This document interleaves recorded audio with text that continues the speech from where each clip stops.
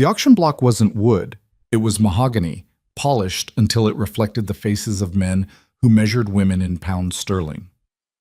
Eliza Thornfield stood there, 20 years old, her father's hand trembling on her shoulder like a death sentence. The room reeked of cigar smoke and desperation. Somewhere in the back, a dying duke raised his paddle.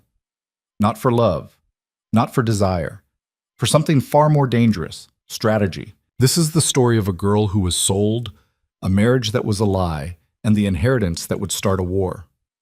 Stay until the end, hit that like button, and comment your city so I can see how far this story travels. The Thornfield house had been dying for 3 years, but tonight it finally gave up the ghost. Eliza stood in what used to be her mother's drawing room, watching her father pace between furniture they couldn't afford to keep. The creditors had already taken the good pieces, the ones that actually matched, the ones that didn't have water stains or broken legs. What remained looked like the picked-over carcass of something that had once been beautiful. "Sit down, Eliza." Her father's voice cracked on her name. Thomas Thornfield had been a large man once, the kind who filled doorways and commanded rooms. Now he looked hollowed out, his coat hanging off shoulders that had forgotten how to carry weight. She didn't sit. "What is it?" Her voice came out harder than she intended, but she was tired of soft words and gentle evasions. They'd been living on those for months, and it hadn't stopped the bailiffs from marking their door. "There's a proposition." "From whom?" Thomas wouldn't meet her eyes. That told her everything she needed to know before he even opened his mouth again. Lord Alistair Blackwood, the Duke of Ashmore. Eliza knew the name. Everyone in 3 counties knew the name. Old money, older man, and a reputation for being strange in the way that only the very wealthy could afford to be. He'd locked himself in his estate 15 years ago after his wife died, and the rumors said he was dying himself now. Cancer, some said. Madness, said others. What does a dying recluse want with us? She kept her voice level, but her hands had started to shake. She pressed them flat against her skirt. "Not us." Her father's face crumpled. "You." The room got very quiet. Outside, Eliza could hear her younger sister Margaret singing something off-key in the kitchen. Henry was probably in the garden. Too young at 12 to understand that gardens didn't matter when you were about to lose the house they grew in. And Sarah, sharp, brilliant Sarah, who deserved Oxford but would be lucky to finish at the parish school, was upstairs pretending to study. "Say it clearly." Eliza's throat felt tight. "What does he want?" "Marriage." The word landed like a slap. "He's 67 years old." "I know." "He's dying." "I know, Eliza." Thomas finally looked at her, and the desperation in his eyes made her stomach turn. "He's offering £40,000. Immediate payment. Enough to clear the debts, keep the house, send Henry to school. Enough to give Sarah her chance. £40,000. It was an obscene amount. Enough to rebuild their lives. Enough to erase 3 years of watching her father drink himself sick with worry and her siblings go without things that children shouldn't have to go without. Enough to buy a life, hers. There has to be another way. But even as she said it, she knew there wasn't. They'd exhausted the other ways. They'd sold everything that could be sold, borrowed from everyone who would lend, begged from the relatives who'd already turned their backs. "If there was, do you think I'd be asking you this?" Her father's voice broke.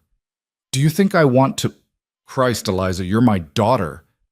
"Then don't sell me. It's not like that. He's offering marriage, legal and proper. You'd be a duchess. You'd be protected." "Protected." The laugh that came out of her was sharp enough to cut. "I'd be shackled to a corpse waiting for him to die so I could be a wealthy widow." "That's what you mean, isn't it? That's the protection? His money and his name and the mercy of him dying quickly." Thomas flinched. "You make it sound so cold." "Because it is cold. You're asking me to marry a stranger for money. How else should I describe it?"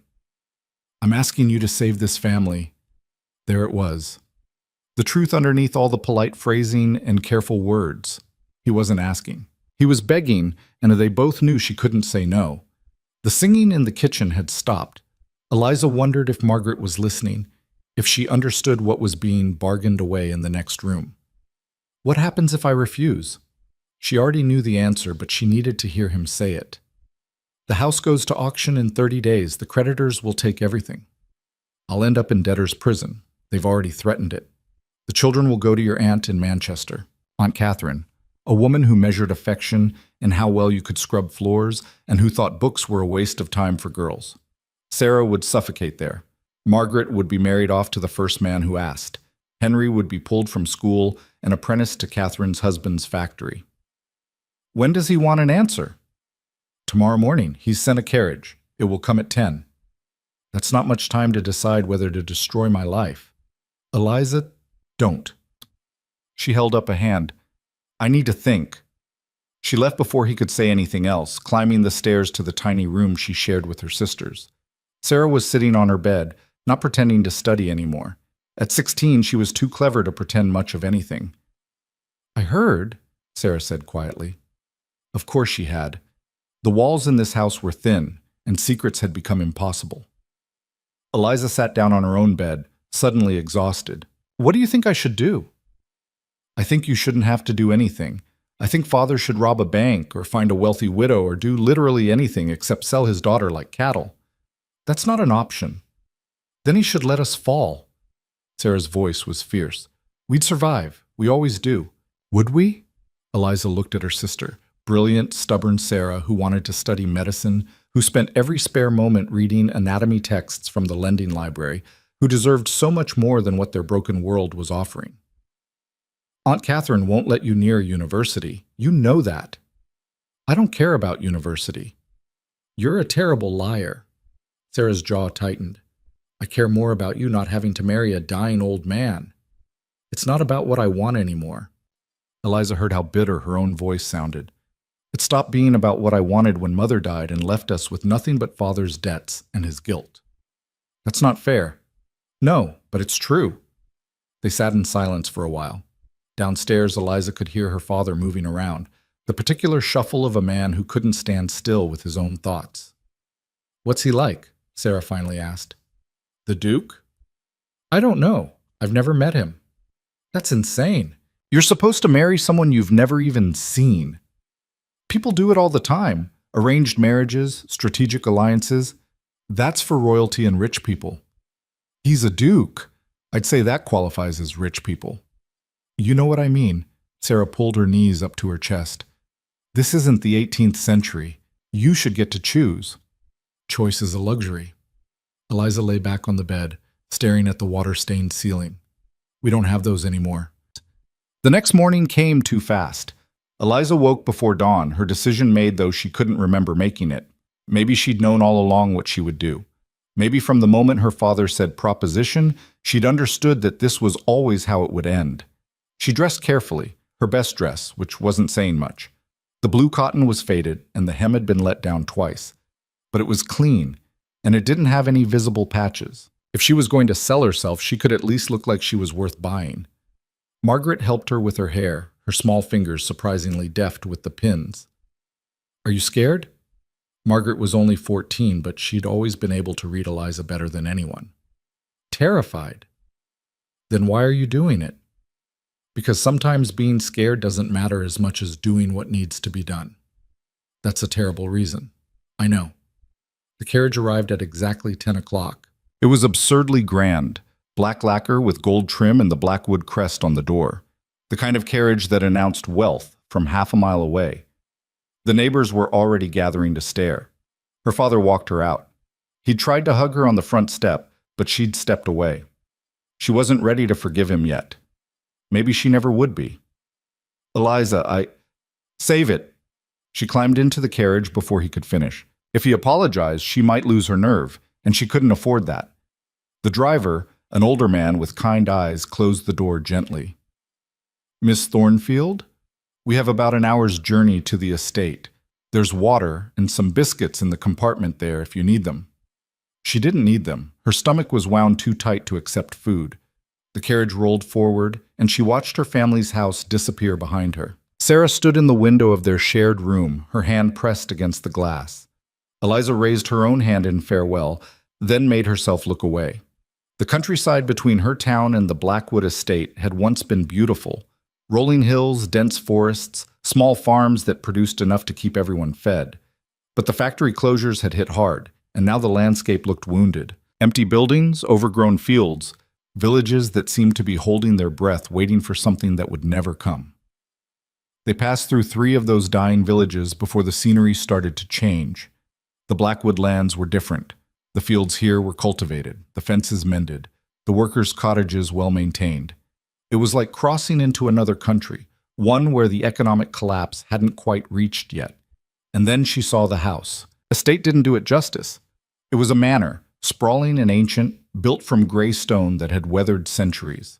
Wings branched off from the main building in a way that suggested multiple generations of Blackwoods had simply added on when they felt like it. Gardens spread out in geometric precision, and she could see hothouses glinting in the morning sun. The carriage stopped in front of massive oak doors that looked like they could withstand a siege. "Miss Thornfield." The driver opened her door. "If you'll follow me." She stepped down onto gravel that had probably been raked that morning. Everything here was maintained, perfect, wealthy in a way that made her faded blue dress feel like a costume. The doors opened before they reached them. A woman stood there, tall, thin, somewhere in her 50s, dressed in black with a housekeeper's keys at her waist. Her face was neutral, but her eyes were sharp, assessing Eliza in the way people assessed things they might have to deal with later.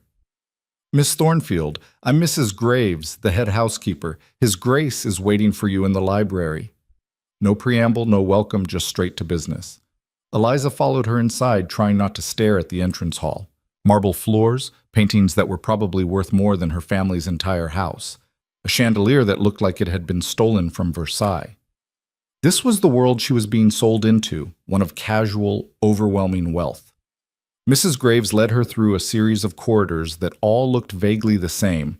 More paintings, more expensive furniture, more evidence that the Blackwoods had been collecting money and power for a very long time. They stopped in front of a door. Mrs. Graves knocked twice, then opened it without waiting for an answer. "Miss Eliza Thornfield, Your Grace." "Show her in." The voice was rough, like it had been scraped over gravel, but there was strength in it. Not the voice of a man actively dying, though Eliza supposed dying could take years. She walked into the library and immediately felt underdressed, undereducated, and completely out of her depth. The room was enormous. 2 stories of books, with a ladder on rails to reach the upper shelves. A fireplace big enough to roast a pig. Windows that overlooked the gardens. And sitting in a leather chair by the fire, looking at her with eyes that missed absolutely nothing, was Lord Alistair Blackwood. He wasn't what she expected. Yes, he was old. She could see that in the lines of his face and the white of his hair. And yes, he was sick. There was a grayness to his skin that spoke of pain and medication. But he wasn't frail. He sat like a general surveying a battlefield, his posture rigid despite whatever disease was eating him from the inside. "Miss Thornfield, sit." It wasn't a request. She sat in the chair across from him, keeping her spine straight and her hands folded in her lap. If he wanted to intimidate her, she wouldn't make it easy. They stared at each other for a long moment. "You're younger than I thought," he said finally. "You're exactly as old as I thought." His eyebrows went up. Then, surprisingly, he smiled. It transformed his face, made him look less like a dying duke and more like a man who'd once been young and probably charming. "Your father said you were spirited. I see he undersold it." "My father is selling me to you for £40,000. I don't think he gets credit for honesty." "Fair enough." Alistair leaned back in his chair, studying her. "How much do you know about this arrangement? I know you're dying. I know you want to marry me. I know you're paying enough money to save my family from complete ruin. That's about it. And what do you think about all that?" "I think it's medieval and transactional, and I hate it. But I also think I don't have better options, which I hate even more. At least you're honest. What's the point in lying? You're buying honesty along with everything else." Another smile. "I'm starting to see why I chose you." "You don't know me." "I know enough. I've had investigators watching your family for 6 months." The admission should have been shocking, but Eliza found she wasn't surprised. Wealthy men didn't make £40,000 decisions on impulse. "What did they tell you?" "That your father's a drunk and a fool who destroyed his family's fortune with bad investments and worse pride. That your mother died 3 years ago and you've been holding the household together since. that you've been selling your own clothes and jewelry to keep food on the table, that you tutor children in the evenings for extra money, that you've turned down 2 proposals from local boys because you knew your family couldn't afford to lose your income. He paused. That your sister Sarah wants to be a doctor and you've been saving what little you can to try to help her. Eliza felt exposed, like he'd peeled back her skin and examined what was underneath. If you know all that, then you know I'm not Duchess material. On the contrary, you're exactly what I need. A desperate girl with no other options? A survivor who knows how to fight for the people she loves. She didn't know what to say to that. Alistair shifted in his chair and she saw him wince. Whatever was killing him, it hurt. I'm going to be direct, Miss Thornfield, because I don't have time for games. I have perhaps 6 months to live. A year if I'm unlucky. I need a wife for legal reasons that I'll explain if you agree to this arrangement. In exchange for that marriage, I'm offering more than just the £40,000 for your father. More? Protection for your siblings. Sarah will be sponsored through medical school, the whole thing, including housing and expenses. Margaret will have a dowry substantial enough to marry well, if she chooses, or to live independently if she doesn't. Henry will attend the best schools, with his path to university secured. Eliza's heart was pounding. That's more than we discussed. Your father doesn't know about it. This is between you and me. He leaned forward. But there are conditions. Of course there are. You will live here, in this house, as my wife in name. You will learn to manage this estate, because when I die, you will inherit it, along with the title, the lands, and the responsibilities. You will be trained in leadership, in land management, in strategy. You will be educated like the Duchess you're going to become. And you will do it all while knowing that my family will hate you, will try to break you, and will do everything in their power to prove you're unworthy.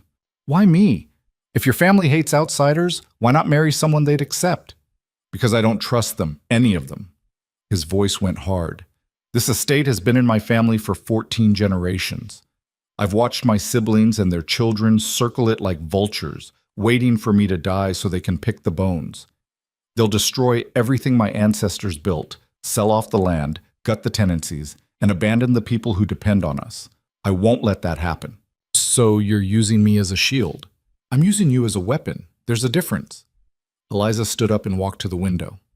The gardens below were beautiful, too perfect. Like everything else in this world, she was being asked to enter. What if I fail? What if I can't learn all this in 6 months? Then you'll have failed with £40,000 in your pocket and your siblings' futures secured. You'll still be better off than you are now. He wasn't wrong. She turned back to face him. I want it in writing, all of it. The money for my father, the provisions for my siblings, the inheritance, legal documents, witnessed and filed before any marriage takes place. Already drafted. My solicitor can go over them with you this afternoon. I want my own solicitor to review them. I'll pay for one. I want veto power over any decisions about the estate while you're alive. If I'm going to be trained to run this place, I need real authority, not just lessons. Alistair smiled again, but this time it was approving. You negotiate well. I've been negotiating with creditors for 3 years. You're just better dressed. Done. You'll have advisory authority immediately and full veto power within 3 months after you've learned enough to use it wisely.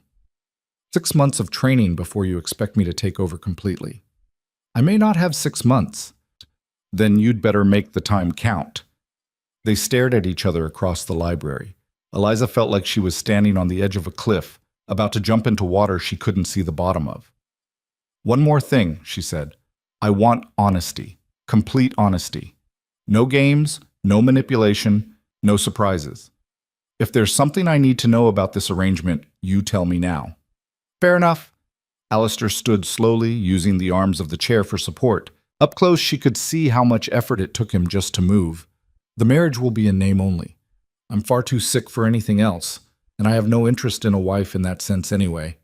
You'll have your own rooms, your own space. The only thing I require is your presence at formal occasions and your commitment to learning everything I can teach you.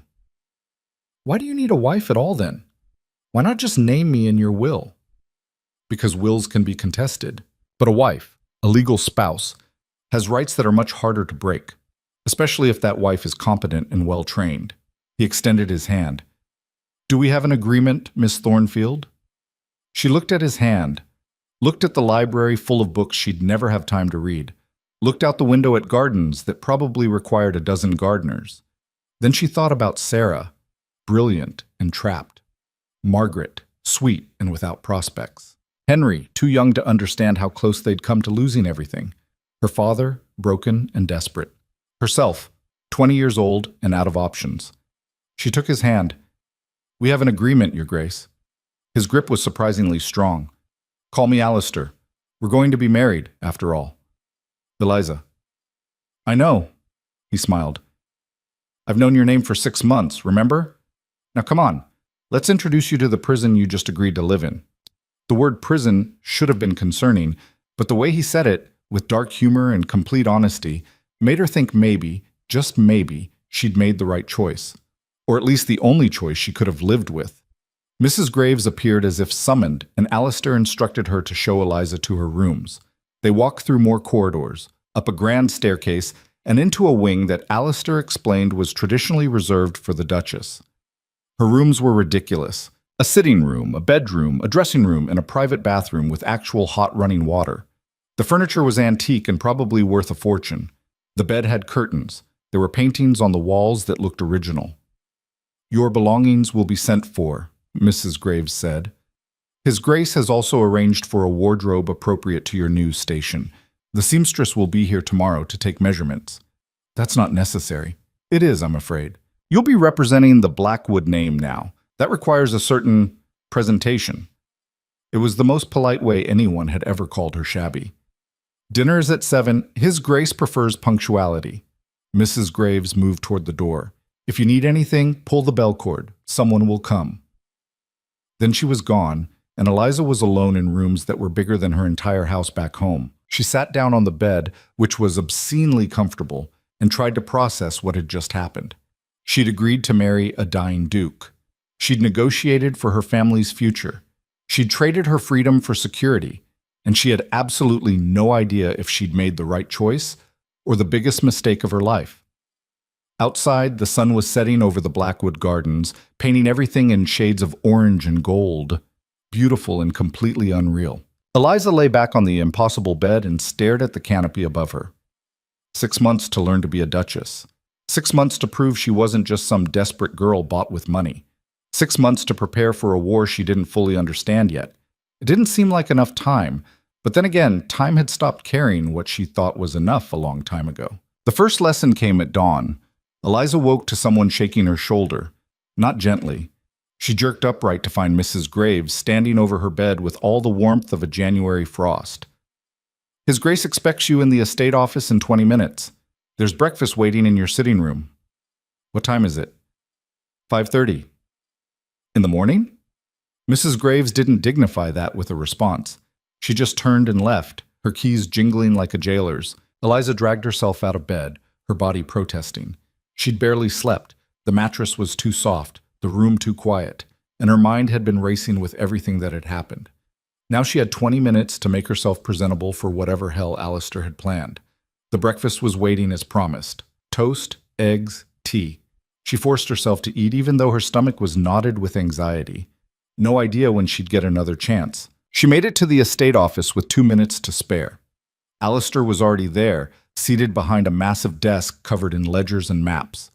He looked worse than yesterday, the gray tinge to his skin more pronounced, his movements careful like everything hurt. But his eyes were sharp when they landed on her. Sit. She sat. He pushed a ledger across the desk. Open it.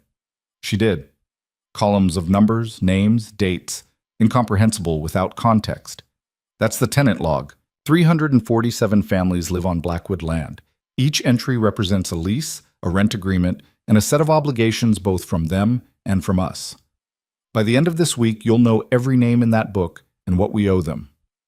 That's impossible. Then you'd better work faster. He pulled out another ledger. This one's the estate accounts. Income, expenses, investments. You'll learn to read it like a novel. This one, another ledger slammed down, is the staff payroll. And this, a map unfurled across the desk, is every acre of land we own, 4,000 acres. You'll learn the boundaries, the crops, the yield expectations for each field. Eliza stared at the pile of materials.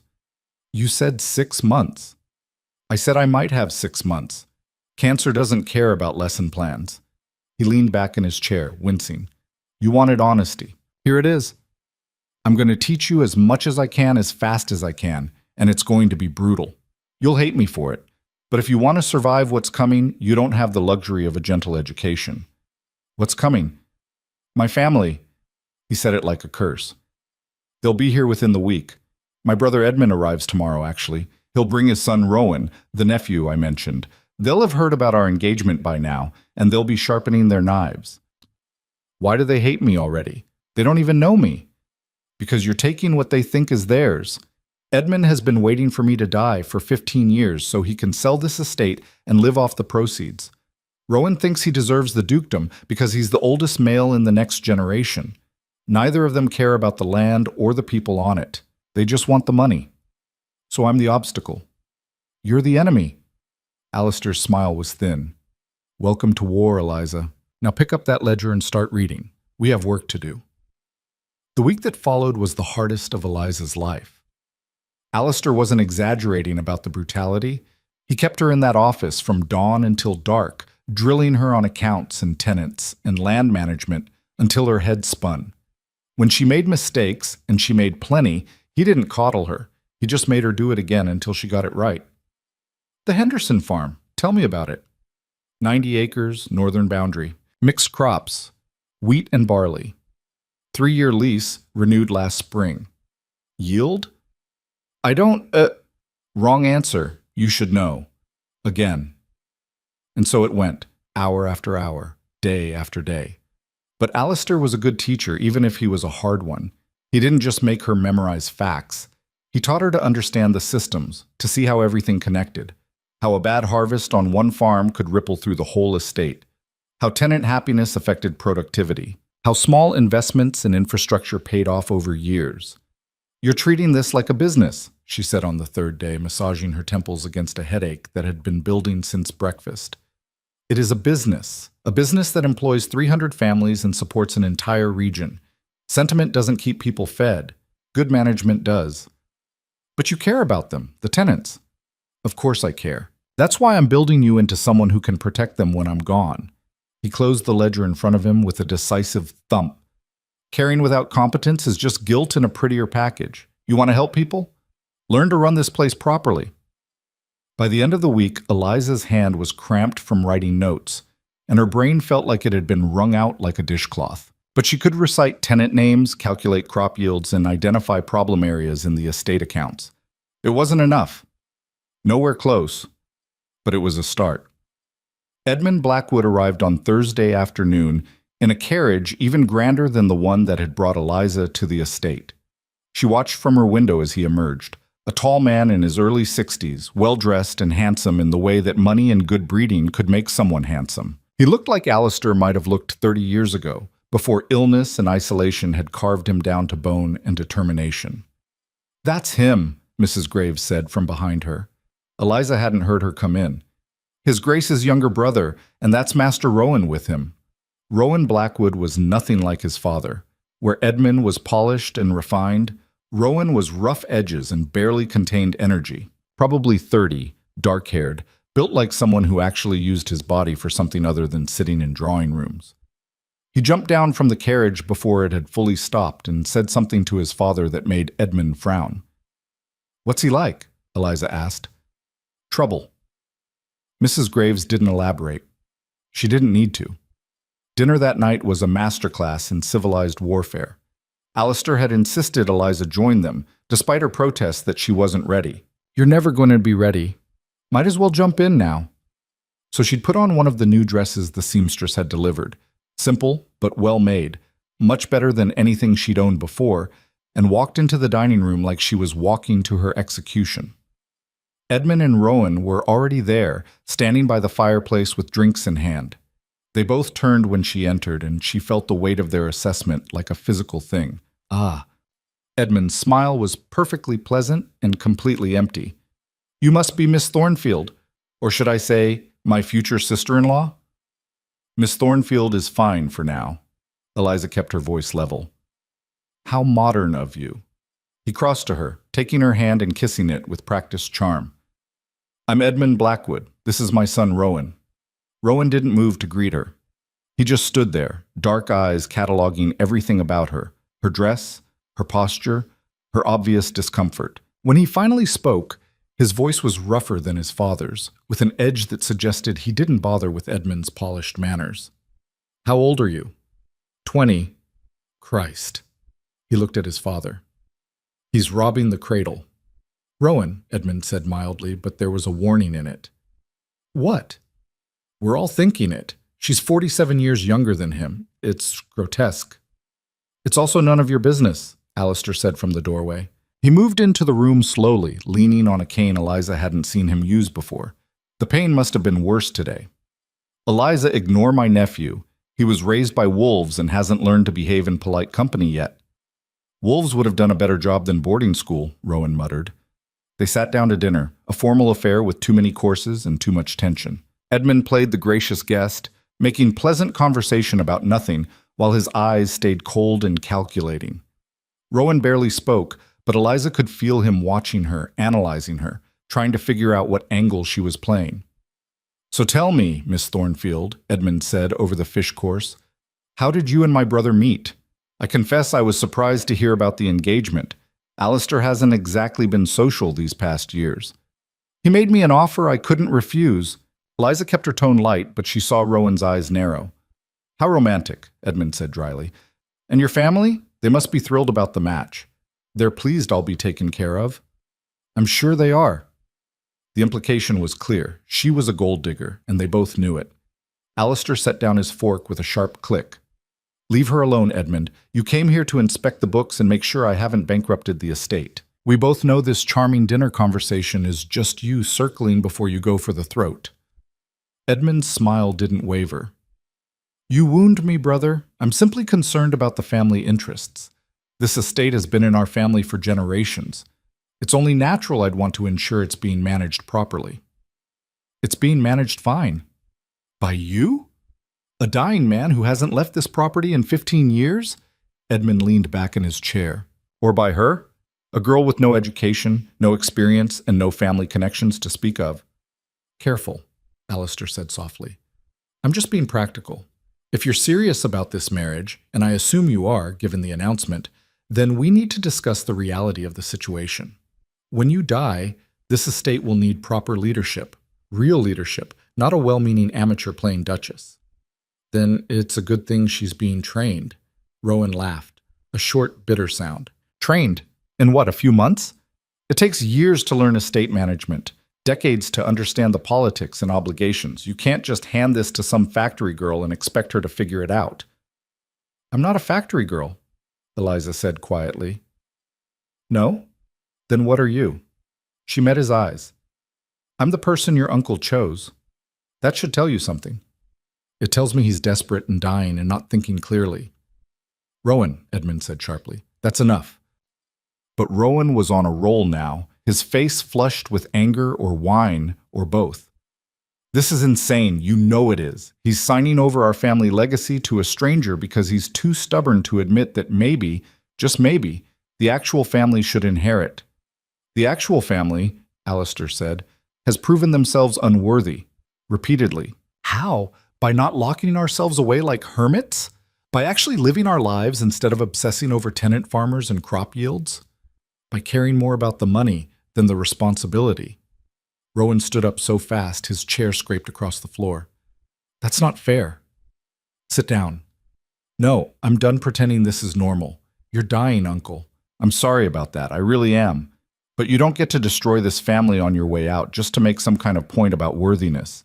I said sit down. Make me. The silence that followed was terrible. Alistair looked at his nephew with something that might have been disappointment or might have been contempt. It was hard to tell. Get out, he said finally. Both of you, I'm tired and I'm not in the mood for this. Edmund stood smoothly, ever the diplomat. Of course, we're all tired. Perhaps we can continue this discussion tomorrow when tempers have cooled. There's nothing to discuss. The marriage is happening. The estate is going to Eliza. You can accept it or you can leave. You're really going to die on this hill? I'm going to die regardless. At least this way I'll die knowing the estate is protected. Edmund studied his brother for a long moment. Then he nodded. Come on, Rowan, let's give them some privacy. Rowan looked like he wanted to argue, but something in his father's expression stopped him. He turned to Eliza, and the look he gave her was pure venom. This isn't over. Then they were gone, leaving Eliza and Alistair alone in the too large dining room. Alistair slumped in his chair, suddenly looking every one of his 67 years. Well, that went about as well as expected. They hate me? They hate what you represent. There's a difference. He reached for his wine glass, but his hand was shaking too badly. He set it down again. Edmund will try to be subtle about it. He'll look for legal loopholes, financial irregularities, anything he can use to contest the will. Rowan's more direct. He'll try to prove you're incompetent or manipulative or both. What do I do? You prove them wrong. You learn faster, work harder, and become so obviously capable that even they can't deny it. He pushed himself up from the table with visible effort. Come on, we have more work to do. Now it's nearly 9. The estate doesn't care what time it is. Neither do Edmund and Rowan. If you want to beat them, you need to be better than they expect. That means working when they think you're sleeping. So they went back to the office, and Eliza spent another 3 hours learning about water rights and timber management, while Alistair drank tea that smelled medicinal and tried to hide how much pain he was in. Around midnight, he finally admitted defeat. Enough. You're useless when you're this tired anyway. Should I help you to your room? I'm not an invalid yet. But he didn't refuse when she offered her arm. They made their way slowly through the dark corridors. Alistair's breathing was labored by the time they reached his chambers. Why are you really doing this? Eliza asked. And don't give me the line about protecting the estate. There has to be more to it. Alistair paused with his hand on the door. You want the truth? Always. My wife would have liked you, Elizabeth. You remind me of her, stubborn, smart, unwilling to accept that the world is what it is instead of what it should be. His voice went soft. She died trying to help the tenants during a fever outbreak. Went into the sick houses herself. Wouldn't listen when I told her it was too dangerous. She believed the Duchess had responsibilities that mattered more than staying safe. I'm sorry. Don't be. She died doing what she thought was right. I've spent 15 years hiding in this house because I couldn't figure out how to do the same. He looked at Eliza. You're my second chance. Not at love. I'm well past that. But at making sure this place stands for something after I'm gone. At making sure Elizabeth's death meant something. He went into his room and closed the door, leaving Eliza standing in the hallway with a weight in her chest that felt like grief for a woman she'd never met. The attack started 2 days later. Eliza woke to find several of the staff giving her strange looks. When she asked Mrs. Graves about it, the housekeeper's face went carefully blank. There's been some talk, miss. Below stairs. What kind of talk? Nothing you need to concern yourself with. But Eliza pressed, and eventually Mrs. Graves admitted that someone had been spreading rumors, that Eliza had been a prostitute in her hometown, that she'd seduced Alistair specifically to get access to his money, that she was planning to have him declared incompetent so she could take control of the estate before he even died. Who's spreading this? I couldn't say, miss. Which meant she could say, but wouldn't. Eliza didn't need to be a genius to guess the source. She confronted Alistair about it that afternoon during their lesson. Let them talk, he said dismissively. Rumors only matter if you give them power. They matter when the staff starts believing them. How am I supposed to run this estate if no one trusts me? Then make them trust you. Show them who you actually are instead of worrying about what people are saying behind your back. Easy for you to say, you're a duke. People have to respect you whether they want to or not. Respect and trust are different things. Respect you can demand. Trust you have to earn. He pushed a new ledger across the desk. Now, the South Timber Tract. Tell me about the logging schedule. But the rumors didn't stop. They got worse. By the end of the week, Eliza had supposedly stolen jewelry from her previous employer, falsified her age to trick Alistair, and was secretly corresponding with a lover she planned to install in the manor after Alistair's death. None of it was true. All of it was believed by enough people to make her life miserable. The breaking point came when she overheard 2 maids talking outside her room. I feel sorry for His Grace, I do. Dying's hard enough without being taken advantage of by some opportunistic tart. She's got him wrapped around her finger, hasn't she? Poor man's too sick to see what she really is. Eliza yanked open the door. Both maids jumped, their faces going white. If you have something to say about me, say it to my face. The younger one, barely 16, looked terrified. The older one lifted her chin defiantly. Just speaking the truth, miss. The truth? You don't know anything about me. You're just repeating lies someone else invented because it makes you feel important to have gossip. Are you saying you're not after His Grace's money? I'm saying my reasons for being here are none of your business. But since you asked, yes, I'm here because of money. My family was starving and I had to make a choice.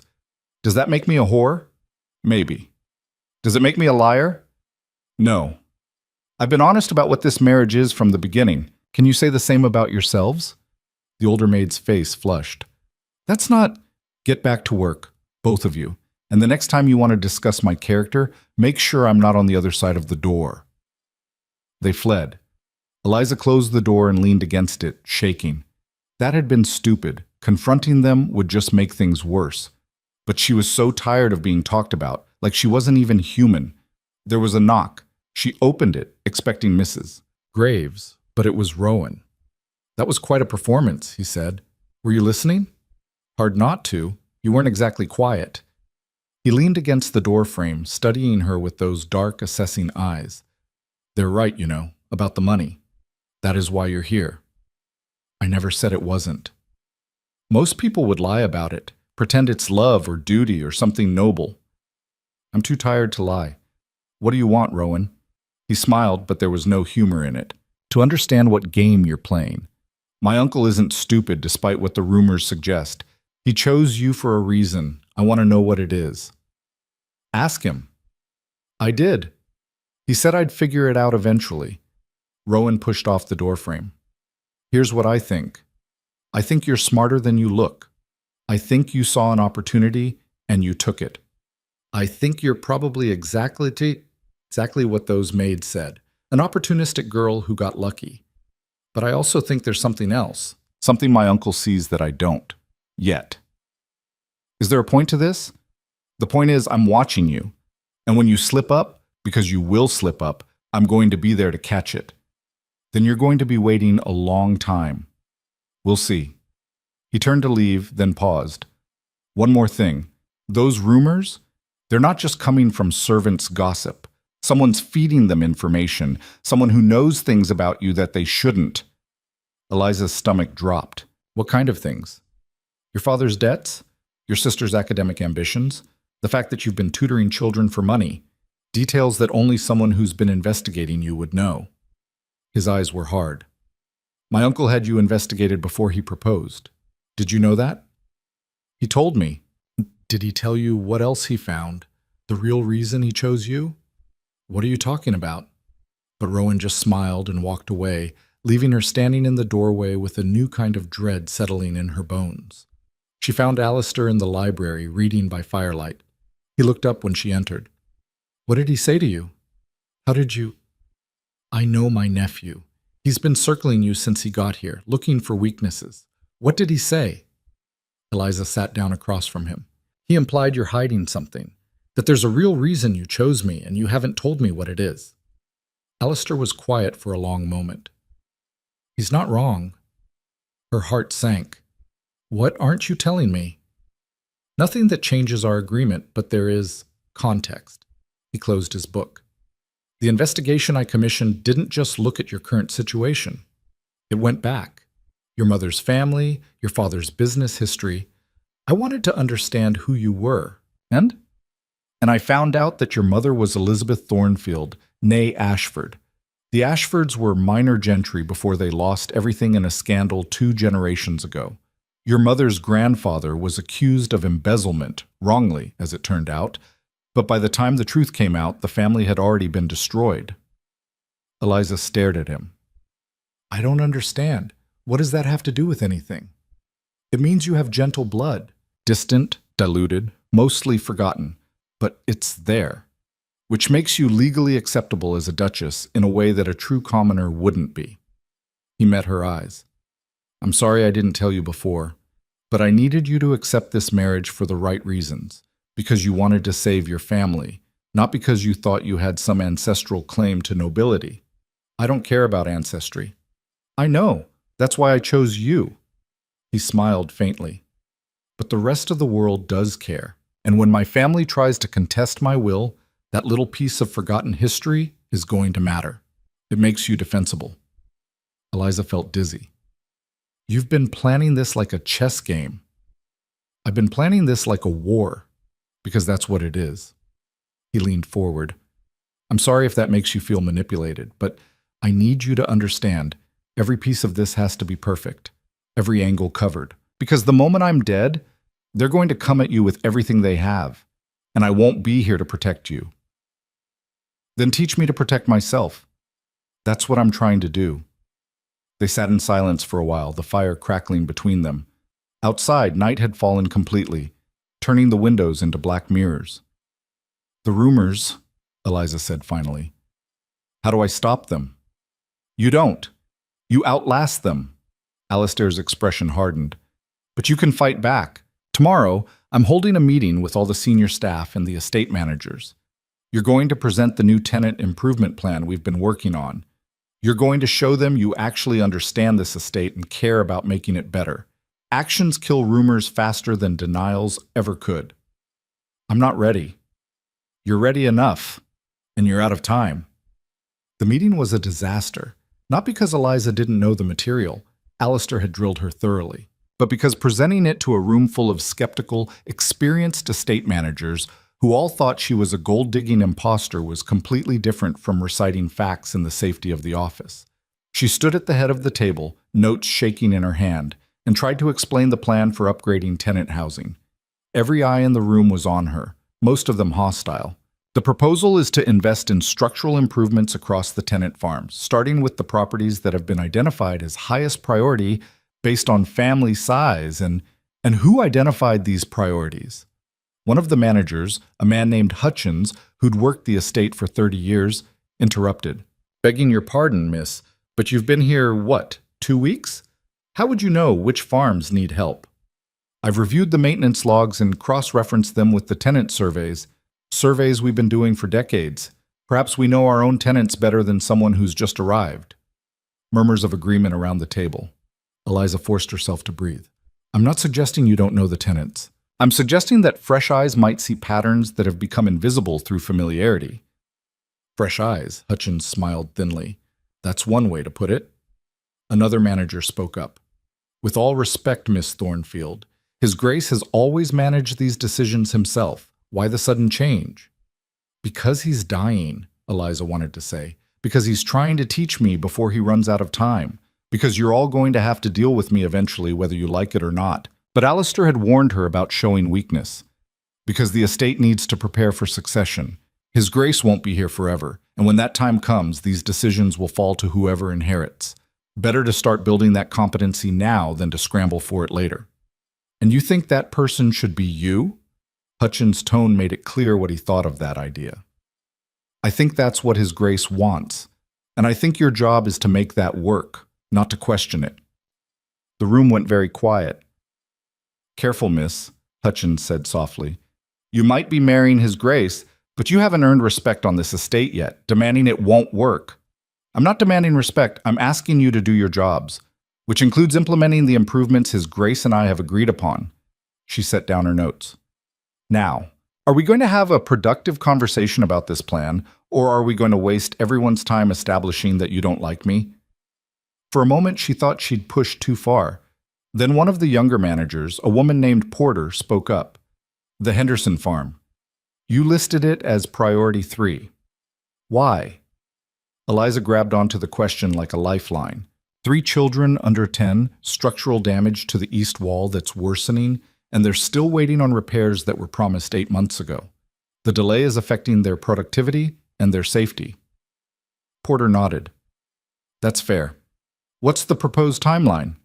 And just like that, they were having an actual conversation. Not all of them participated. Hutchins sat silent and glowering, but enough engaged that the meeting felt less like an ambush and more like actual work. Afterward, Alistair found her in the hallway. Not bad. I nearly lost them. But you didn't. You held your ground and you got them talking. That's all you needed to do today. He started walking, slowly. Hutchins will be a problem. He's been angling to manage the estate himself for years. Seeing you in this position threatens everything he's been working toward. What do I do about him? Outlast him. He's 63 and planning to retire in 2 years. You just need to be competent enough that he can't undermine you before then. 2 years feels like forever. You might not have 2 years. Neither might I. Alistair stopped walking, his breathing labored, which is why tomorrow we're starting on the harder lessons. Politics, negotiation, how to manage people who actively want you to fail. Can't wait, Eliza said dryly. But that night, lying in her enormous bed, she felt something shift inside her. The meeting had been awful, but she'd survived it. More than survived. She'd held her own, at least partially. Maybe Alistair was right. Maybe she could do this. She was almost asleep when she heard the shouting, male voices raised in anger, coming from somewhere below her rooms. She grabbed a shawl and followed the sound down 2 flights of stairs to a corridor she hadn't explored yet. The voices were coming from a room with light spilling under the door. Can't just hand everything over to some girl off the street, Rowan's voice. I can do whatever I want. It's my estate. Alistair, tired but firm. It's the family's estate, 14 generations. Have you ever actually worked a day on this land? Have you ever dealt with a tenant dispute or managed a harvest or made a decision that affected anyone other than yourself?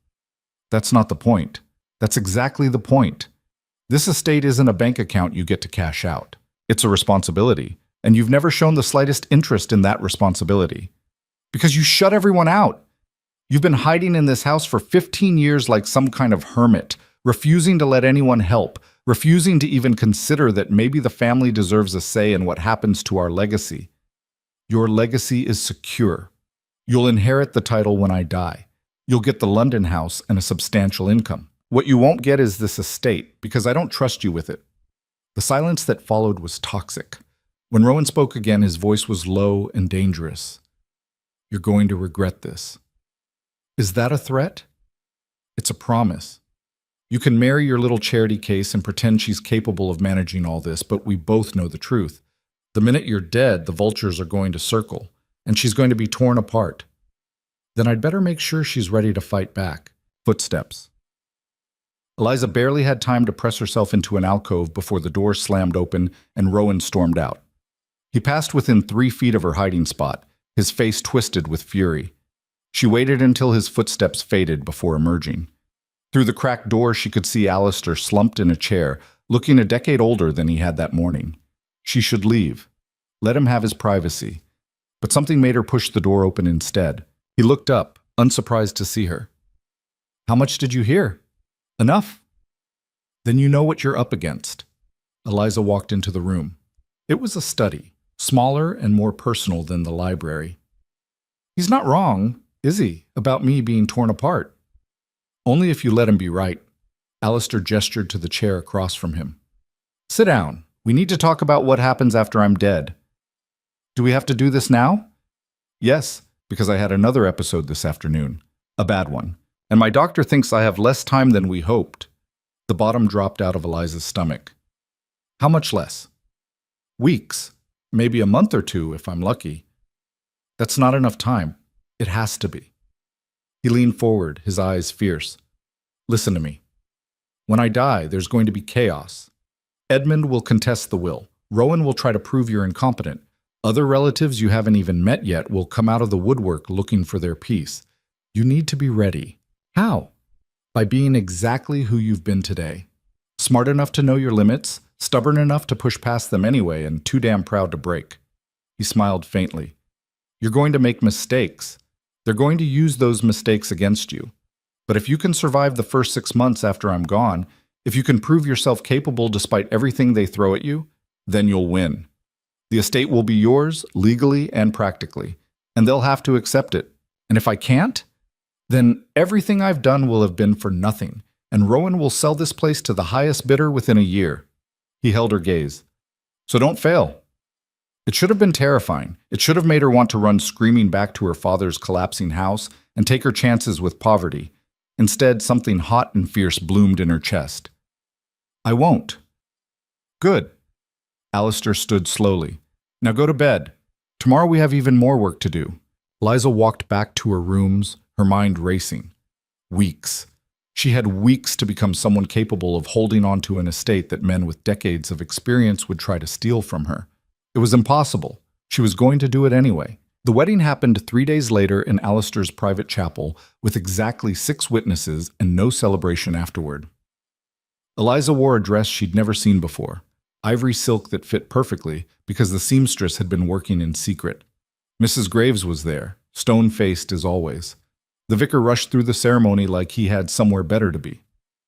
Edmund and Rowan stood in the back, their presence a requirement rather than a blessing. I do, Eliza said when prompted, her voice steadier than she felt. I do, Alistair echoed, though his hand trembled when he slid the ring onto her finger. And just like that, she became a duchess. No one clapped, no one smiled. The vicar closed his book with a decisive thump and disappeared like he'd been paid to forget this ever happened. Edmund left without a word. Rowan paused in the doorway, looked back at her with something unreadable in his eyes, then followed his father out. Well, Alistair said, that was romantic. Shut up. But Eliza was almost smiling. The absurdity of it all. A marriage that was really a business contract. A wedding that felt more like a funeral. A husband who would be dead before she learned to use her new title. They walked back to the main house together, his hand heavy on her arm for balance rather than affection. You know what happens tonight, he said quietly. You tell me the truth. That's what you promised. Yes. He paused at the base of the stairs, catching his breath. I'll have Mrs. Graves bring dinner to the sitting room in your chambers. We'll eat, and then I'll explain everything. All of it. The parts I left out. The pieces you need to understand before I'm gone. How long do you have? The doctor says 2 weeks. Maybe 3. He smiled without humor. I'm betting on 10 days. I know my body better than he does. 10 days to finish teaching her everything. 10 days before she'd be completely alone in this. That night, after a dinner neither of them could eat, Alistair told her the rest. They sat in her sitting room, the one she still wasn't used to calling hers, with the remains of cold soup and untouched bread between them. Outside, rain hammered against the windows like it was trying to break in. The marriage was never about companionship, he began. You know that already, but there's more to it than just legal protection for the inheritance. Eliza waited. She'd learned that Alistair needed to tell things in his own way, in his own time. My wife Elizabeth died because I wasn't strong enough to stop her from going into those sick houses. I could have forbidden it. I was the Duke. I had that authority. But I loved her, and I thought loving someone meant letting them make their own choices, even dangerous ones. His voice went rough. I was wrong. She died, and 3 tenant families died, and the outbreak spread to 2 other villages before it burned itself out. All because I was too weak to say no. That wasn't your fault, wasn't it? He looked at her. I had power, and I didn't use it. That's the same as being responsible. After she died, I locked myself in this house because I couldn't trust myself to make the right decisions anymore. I thought if I just maintained the status quo, at least I couldn't make things worse. But that didn't work. No, because while I was hiding, Edmund and Rowan were positioning themselves as the obvious heirs. They've been courting the other family members, the tenant leaders, even some of the staff, building alliances, making promises. When I die, they'll move fast, contest the will, claim I was mentally incompetent, argue that you manipulated a sick old man. Can they win? If I left things the way they were, probably. You're too young, too inexperienced, too easy to paint as an opportunist. He leaned forward. But I didn't leave things the way they were. I've spent the last 6 months preparing for this. The will is ironclad. I had 3 different solicitors review it. Your claim to gentle blood is documented. And tonight, I'm going to give you the one thing that will make you untouchable. What's that? The truth about what really happened when Elizabeth died.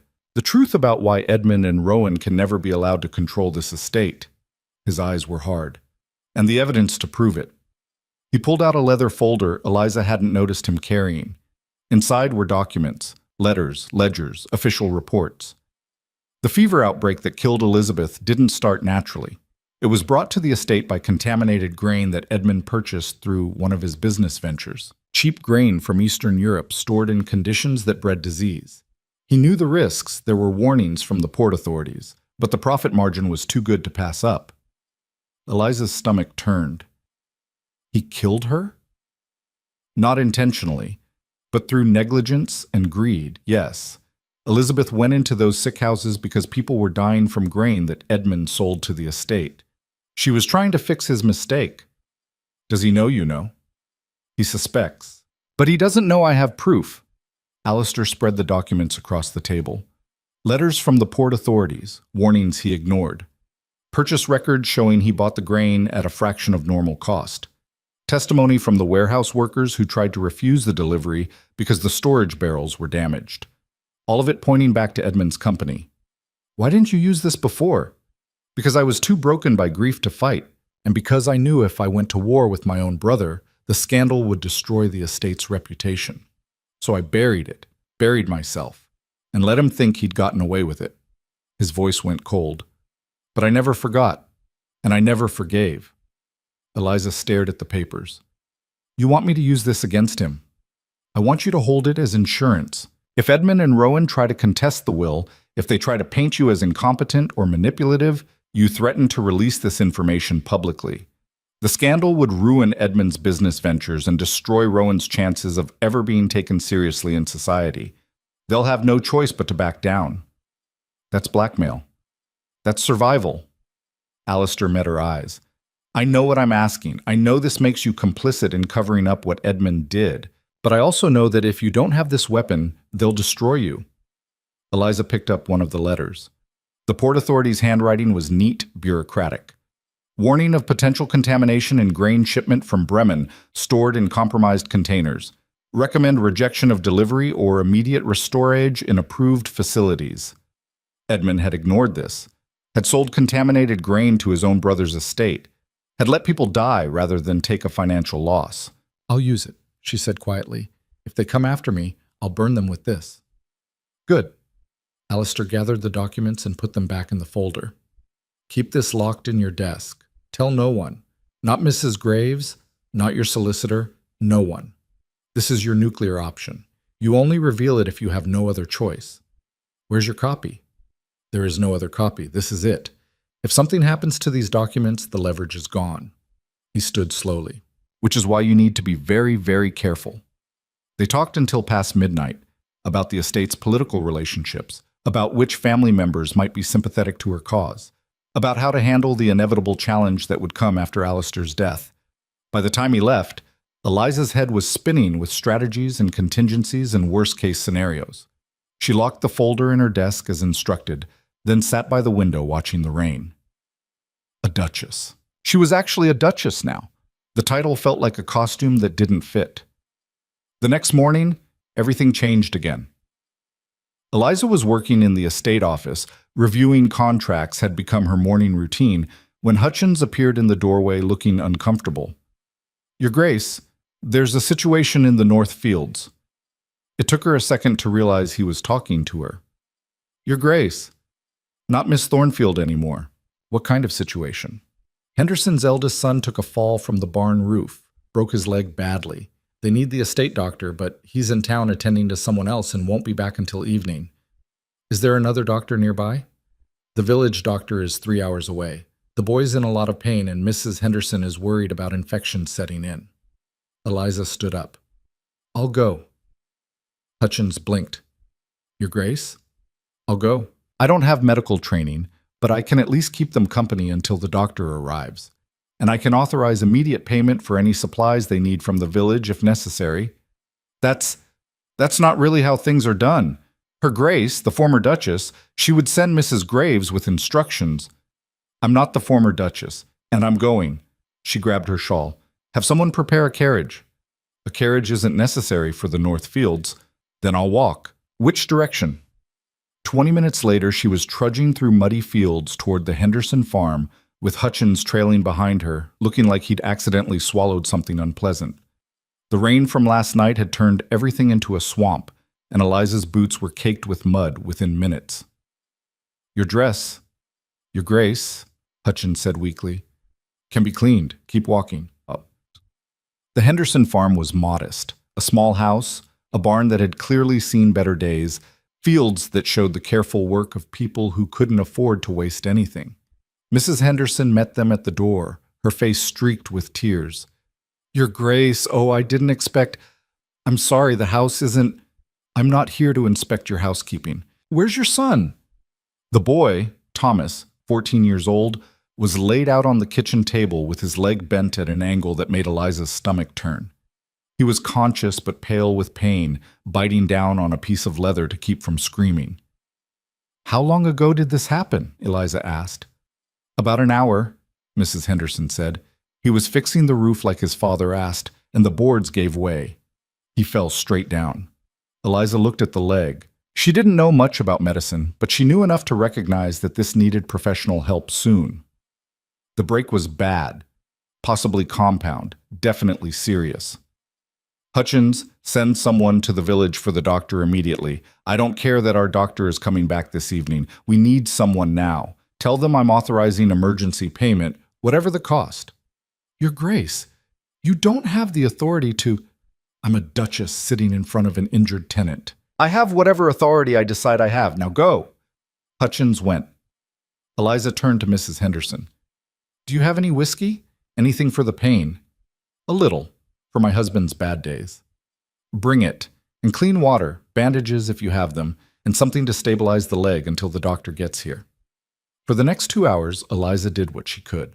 It wasn't much, keeping Thomas calm, helping his mother keep the leg immobilized, sending one of the younger children to fetch supplies from the estate stores. But she was there, present, doing something instead of sending instructions from a distance. Other tenants started arriving. Word had spread that the new Duchess was at the Henderson farm.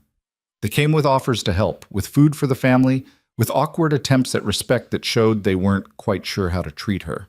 Your Grace, we didn't expect... I know, neither did I. Eliza waved them in. If you're here to help, come in. If you're here to stare, go home. They helped.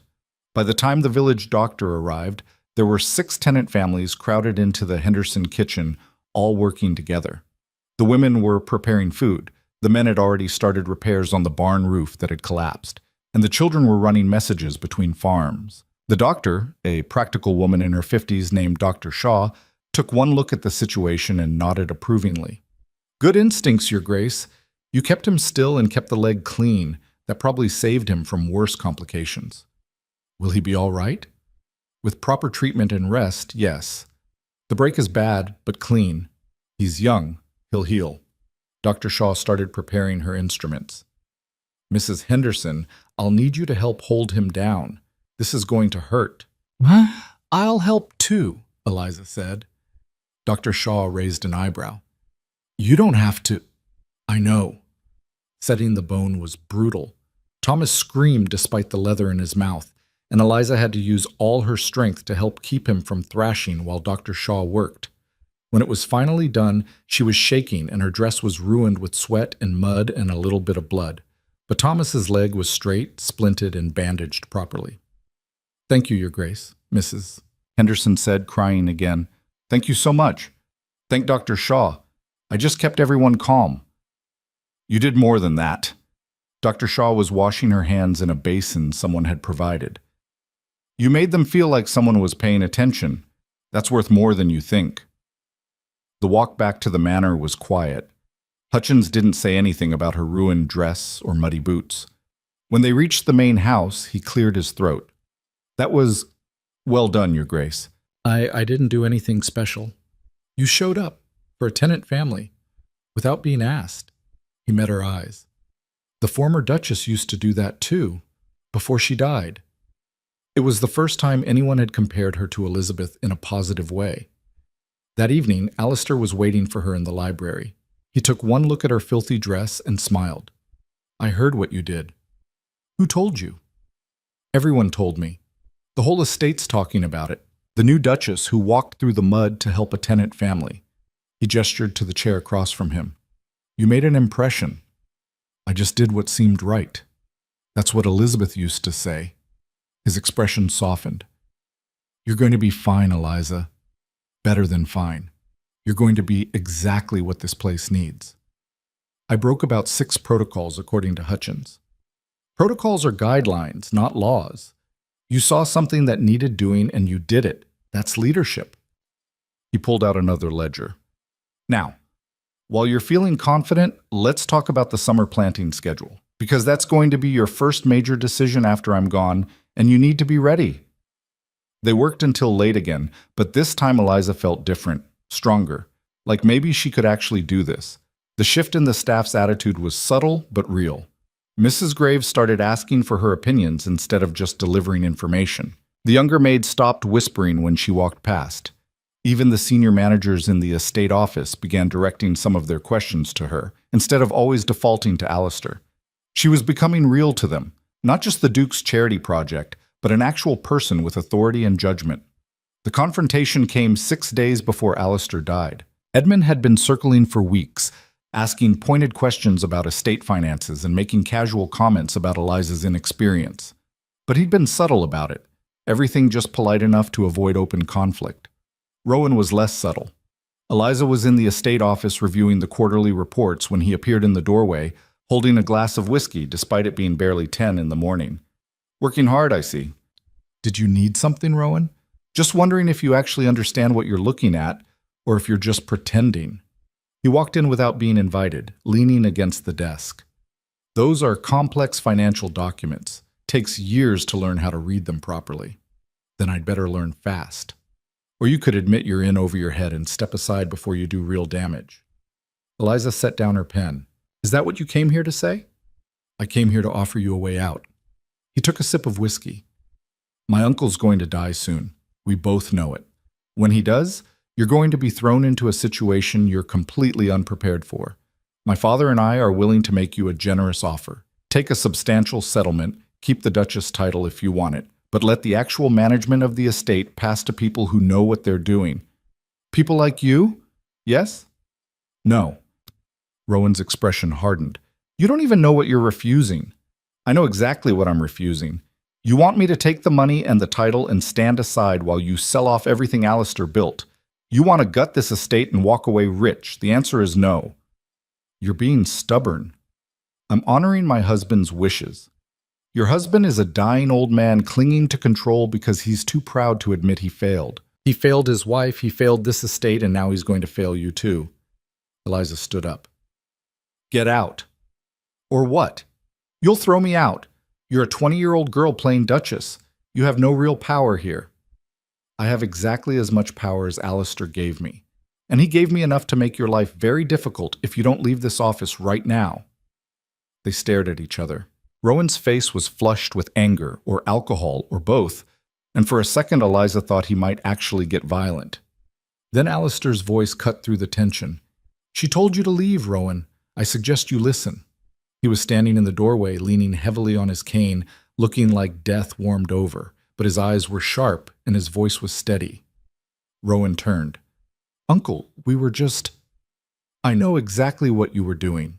Making threats? Trying to intimidate my wife? Positioning yourself for a takeover the second I'm dead. Alistair moved into the room slowly. Here's what's going to happen instead. You and your father are going to leave this estate tomorrow morning.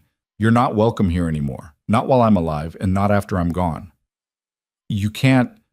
I absolutely can. This is my house, my land, and my decision. Get out. Edmund appeared behind Alistair, his face carefully neutral. Brother, perhaps we should discuss this calmly. There's nothing to discuss. I've tolerated your circling and plotting because you're family, but I'm done with tolerance. You tried to break her and you failed. Now leave before I have you forcibly removed. This is a mistake, Edmund said quietly. You're isolating yourself, alienating the only family you have left. The only family I have left is standing right here, Alistair gestured to Eliza. She's my wife and my heir, and she's worth 10 of you. Now get out of my house. The silence that followed was absolute. Edmund looked at his brother for a long moment, his expression unreadable. Then he nodded once and turned to leave. Come on, Rowan, we're not wanted here. This isn't over, Rowan said, but there was less conviction in his voice now. Yes, Alistair said. It is. They left. Eliza could hear them in the hallway, Edmund's low voice giving orders, Rowan's angry responses. Then footsteps fading, doors closing, and finally silence. Alistair sagged against the desk. "Are you all right?" Eliza moved to support him. "No, but I will be once I sit down." He let her help him to a chair. That needed to happen. They needed to see that I'm serious about this, that I'm not going to back down no matter how much pressure they apply. They're going to come back. After you're gone, they'll contest everything. Let them. You'll be ready. He looked at her. You already are ready. You just don't know it yet. 4 days later, Alistair collapsed during dinner.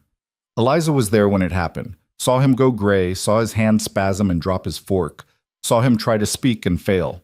She screamed for help and Mrs. Graves appeared like a ghost, already sending servants running for the doctor. They got him to his chambers. Doctor. Shaw arrived within the hour, examined him, and delivered the verdict Eliza already knew in her bones. Days, maybe less. Can we do anything? Keep him comfortable. That's all that's left now. Eliza stayed with him. Mrs. Graves tried to send her away. You need rest, Your Grace. But she refused to leave. She sat in a chair by his bed, watching him breathe, counting each rise and fall of his chest. He woke sometime past midnight, his eyes focusing on her slowly. Still here? Where else would I be? Getting some sleep, being sensible. He tried to smile. You're terrible at being sensible. I learned from the best. They sat in silence for a while. Outside, an owl called, lonely and distant. I'm sorry, Alistair said finally. For what? For buying you. For dragging you into this war. For not having more time to prepare you properly. You gave me a choice, and you gave me everything I needed to make it work. Did I? His breathing was labored. Some days I think I just traded one prison for another. You were trapped by poverty, now you're trapped by duty. Maybe. But at least this prison has purpose. Eliza leaned forward. I'm not going to fail you, Alistair. I'm going to hold this estate, and I'm going to make it everything you wanted it to be. I know. He reached out and she took his hand. You're stronger than I was, stronger than Elizabeth even. You're going to survive this. I'm terrified. Good. Fear keeps you sharp. He closed his eyes.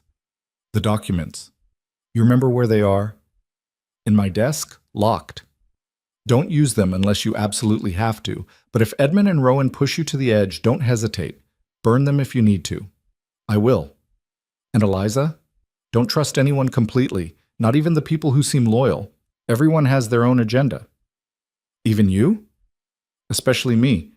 I used you to save this estate. Never forget that. I won't. He slept after that, his breathing rough and uneven. Eliza stayed in the chair, watching dawn break through the windows. Mrs. Graves brought tea and toast that she didn't eat. Dr. Shaw checked in every few hours, her face growing graver each time. Alistair died at sunset on the 6th day. He woke briefly, looked at Eliza, and said, You're going to be magnificent. Then his eyes closed and his breathing stopped, and that was it. No drama, no final speeches, just silence. Eliza sat there for a long time, still holding his hand, feeling the warmth fade from his skin. Your Grace. Mrs. Graves was in the doorway. The arrangements need to be made. I know. Do you want me to? No, I'll do it. Eliza stood slowly, her legs stiff from hours of sitting. Send for the undertaker and the solicitor and prepare the formal announcements. The family will need to be notified. Let them come. Eliza looked down at Alistair's still face. He looked peaceful, more peaceful than she'd ever seen him alive. Let them all come. I'm ready. And the terrible thing was, she meant it. The funeral was 3 days later, and it seemed like the entire county showed up. Eliza stood at the front of the chapel in black silk, watching the parade of mourners file past. Some of them were genuine, tenant families who'd lost a landlord who actually cared about their welfare, staff members who'd served Alistair for decades. Others were vultures in fancy dress, already calculating how to profit from the power vacuum. Edmund and Rowan arrived late, making an entrance. They'd brought reinforcements, cousins Eliza hadn't met, distant relatives with dubious claims to connection, and a lawyer who looked like he billed by the breath. After the service, after the burial, after the endless procession of condolences and barely veiled threats, Edmund cornered her in the library. "We need to discuss the estate." "No, we don't." "Eliza, may I call you Eliza? You're in a difficult position. My brother's will is problematic. There are questions about his mental competency at the time it was drafted, questions about whether he was unduly influenced." "By me, you mean?" "I'm just stating facts. A lengthy legal battle would be expensive and damaging to everyone involved. But if you're willing to negotiate, I'm not." Edmund's pleasant expression didn't change, but his eyes went cold. "You're making a mistake." "That's my decision to make. You're 20 years old.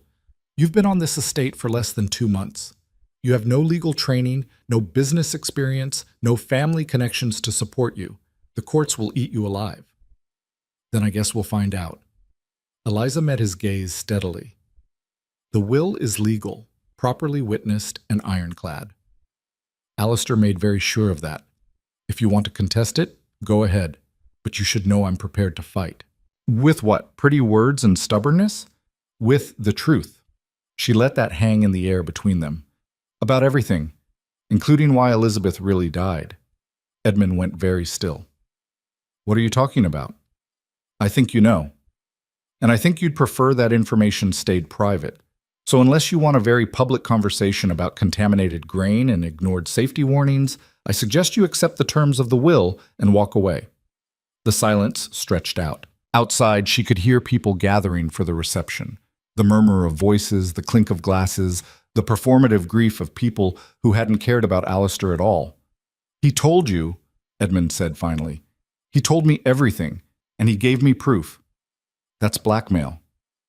That's protection. You come after me, I'll defend myself. Simple as that." Edmund stared at her for a long moment. Then, surprisingly, he smiled. "You really are stronger than you look. Was that ever in doubt?" "Yes, actually. I thought you were just a desperate girl who got lucky." "I was wrong."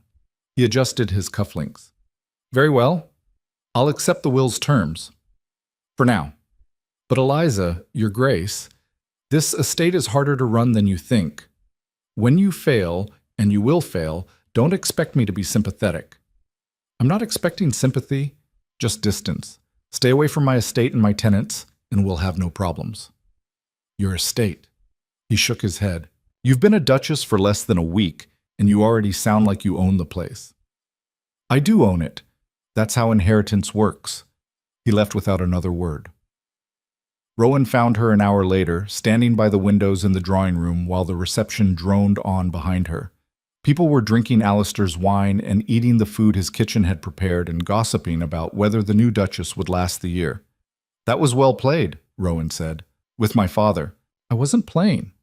"No, I'm starting to realize that." He stood beside her, looking out at the same gardens she was pretending to study. "He told you about the grain?" "Yes." "Are you really willing to use it, to destroy my father's reputation to protect yourself?" "If I have to." Rowan was quiet for a moment. "I misjudged you. I thought you were just another opportunist, someone using my uncle's loneliness to secure a fortune." "I was. I am. I've never pretended otherwise." "But you're also more than that. You actually care about this place, about the tenants, the land, the legacy." He turned to look at her. "That's unexpected." "Why?" "Because most people don't. Most people would take the money and run, or delegate everything to managers and live off the income. You're actually trying to do the job. It's what Alistair wanted. It's what you want. Don't pretend this is all about honoring a dead man's wishes. You want this. The power, the purpose, the fight." He smiled slightly. "I can respect that, even if I don't like it." "Am I supposed to thank you for your respect?" "No, but you might consider that not everyone in this family is your enemy. Some of us are just waiting to see what you'll do next." He walked away before she could respond, leaving her alone with that strange conversation echoing in her head. The reception finally ended. The guests departed. The house settled into an exhausted quiet. Eliza stood in the great hall, watching the last carriage disappear down the drive. Mrs. Graves appeared beside her, silent and steady. "The staff is asking what happens now, Your Grace." Now we get back to work. The estate doesn't stop functioning just because the Duke is dead. And the family, the legal challenges? Let them come. We'll deal with them as they arise. Eliza turned away from the windows. Schedule a meeting with all the senior staff and estate managers for tomorrow morning. We need to discuss the summer planting and the tenant agreements that are up for renewal. You're moving quickly. I have to. The moment they think I'm weak or uncertain, they'll circle. She met Mrs. Graves's eyes. I'm not weak, and I'm not uncertain. This is my estate now, and I'm going to run it properly. For the first time since Eliza had met her, Mrs. Graves smiled. It was small and quickly suppressed, but it was real. Yes, Your Grace. I'll make the arrangements. That night, alone in her chambers, Eliza finally let herself feel it. The grief for a man she'd barely had time to know. The fear of everything that was coming. The weight of responsibility that was crushing and exhilarating in equal measure. She pulled out the leather folder from her locked desk drawer and looked at the documents inside. Evidence of Edmund's negligence. Her insurance policy. Her weapon. She hoped she'd never have to use it. But if she did, she wouldn't hesitate. Alistair had taught her that much, at least. When you're fighting for survival, you use every weapon you have. The next morning, she walked into the estate office and faced a room full of skeptical managers who'd seen duchesses come and go and weren't impressed by noble titles or legal documents. Gentlemen, she said, let's talk about the future of this estate, because whether you like it or not, I'm that future, and I'm not going anywhere. Hutchins, old, experienced, stubborn Hutchins, looked at her for a long moment. Then he nodded. Very well, Your Grace. Where do we start? And just like that, the war shifted. Not one, not even close to one. But for the first time since she'd arrived at this estate, Eliza wasn't just surviving, she was fighting back. The first real test came 3 weeks later, and it came from an angle Eliza hadn't expected. She was reviewing crop projections with Hutchins when Mrs. Graves appeared in the doorway, looking uncharacteristically flustered. Your Grace, there's a delegation here from the tenant farms. They're asking to speak with you, all of them. How many is all of them? 47 families. Their representatives are in the main hall. Eliza exchanged a glance with Hutchins, who looked as surprised as she felt. Did they say what this is about? The Henderson farm, Your Grace. There's been an incident. Her stomach dropped. Thomas Henderson, the boy whose leg she'd helped set. Is he all right? He's fine. It's not about him directly. Mrs. Graves hesitated. Perhaps you should just speak with them. The main hall was packed with tenant farmers, men and women who worked the land, their faces weathered and their hands calloused from labor. They fell silent when Eliza entered, and she felt the weight of their collective stare like a physical thing. John Henderson stood at the front, hat in his hands, the father of the boy she'd helped. Your Grace, thank you for seeing us. What's happened? There's been a notice posted, Your Grace, at the Henderson farm and 3 others, saying their leases won't be renewed at the end of the quarter, that the land is being consolidated for more efficient farming. Eliza went very still. I didn't authorize any such notice. That's what we hoped you'd say, Your Grace. But the notice has the estate seal on it, official looking, and it's signed by someone claiming authority to make such decisions. Show me. Henderson handed over a folded document.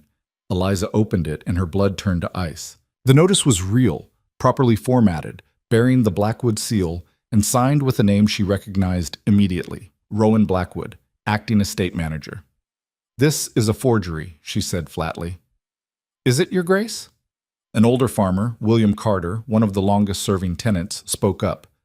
Because we've been hearing things, that the estate's in financial trouble, that consolidation is necessary to keep things running, that maybe the new Duchess doesn't have the experience to prevent it. Where did you hear this? Around. The village, some of the markets. Carter shifted his weight. We don't want to cause trouble, Your Grace, but we need to know if our families are going to be displaced. Some of us have been farming this land for generations. Eliza looked at the assembled tenants, fear in their eyes, uncertainty, the kind of desperation that came from having your entire life threatened and no power to stop it. Rowan had played this perfectly. He couldn't challenge her legally, not with Edmund backing down, But he could undermine her from the inside, turn the tenants against her, make them think she was either incompetent or cruel. Either way, she'd lose their trust, and without that, the estate would collapse from the inside. "This notice is not legitimate," she said clearly. "I am the sole authority for lease renewals on this estate, and I have authorized no such consolidation. Someone is trying to create chaos and fear, and I'm going to find out who. But the seal can be forged or stolen. I'll investigate how this was done, but I promise you, no tenant family will be displaced without cause. Your leases are secure." "With respect, Your Grace," Carter said carefully, "you're new to this. How do we know you can deliver on that promise?" It was a fair question, and a dangerous one. Eliza looked at the faces staring back at her. People who worked the land she technically owned, who depended on her decisions for their survival, who had no reason to trust a 20-year-old outsider who'd been dropped into power through marriage rather than earning it. "You don't know," she said finally. "You don't know me, and you don't know if I'm capable of protecting you. But I was there when Thomas Henderson broke his leg. I walked through the mud to help your families. I've spent 3 months learning every detail of this estate because I care about making it work. And I'm asking you to give me the chance to prove that matters more than my age or my inexperience." The silence that followed felt eternal. Then Henderson spoke. "You kept my boy from losing that leg, Your Grace.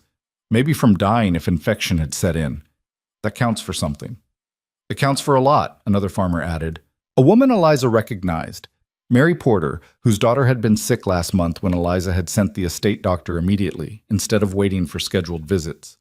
Carter looked around at the other tenants, then back at Eliza. "We'll trust you, Your Grace. For now. But we'll be watching. And if things start going wrong, then you come to me directly. Not to notices posted on walls, not to rumors from the village. You come to me, and we figure it out together." She held up the forged document.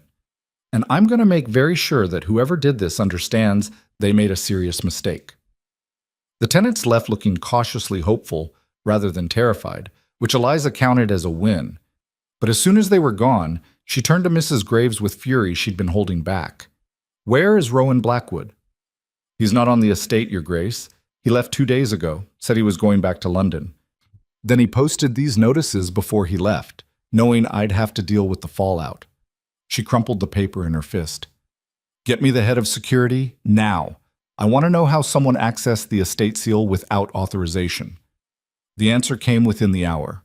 One of the junior clerks had been bribed, £50 to look the other way while Rowan made wax impressions of the seal. The clerk was mortified, swearing he hadn't known what it was for. Eliza wanted to fire him on the spot, but Hutchins, surprisingly, intervened. "He's young and stupid, Your Grace, but he's also honest about what he did. And if you fire him, the message to the rest of the staff is that mistakes aren't forgivable. That might not be the precedent you want to set." She hated that he was right. "Fine, he stays, but he's on probation, and his pay is reduced until he's earned back the trust he lost. And I want new security measures for all official seals and documents. No one accesses them without written authorization from me personally." "Yes, Your Grace." But the damage was done. The tenants had been frightened, the staff was shaken, and Rowan had proven that he could reach into her estate and cause chaos, even from a distance. She needed to end this, permanently. That night, she sat in the library with the leather folder open in front of her. The documents about Edmund's contaminated grain stared back at her. Her nuclear option, the weapon Alistair had given her for exactly this situation. She could release them, send copies to the newspapers, to Edmund's business associates, to the courts. Destroy his reputation so thoroughly that neither he nor Rowan would ever be able to threaten her again. But Alistair's voice echoed in her head. "Don't use them unless you absolutely have to." Was this that moment? Or was there another way?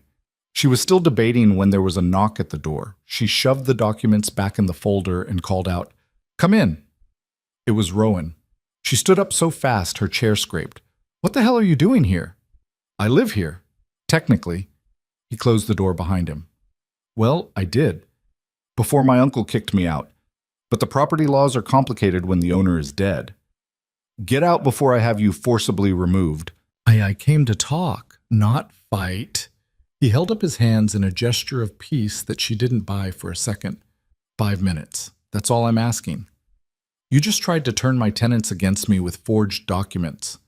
I tried to prove a point, that you're vulnerable, that running this estate isn't as simple as wanting it badly enough. He moved closer, and she noticed he looked tired, dark circles under his eyes, tension in his shoulders. I've been thinking about what my uncle said, about me never showing interest in this place, never caring about the responsibility. He was right.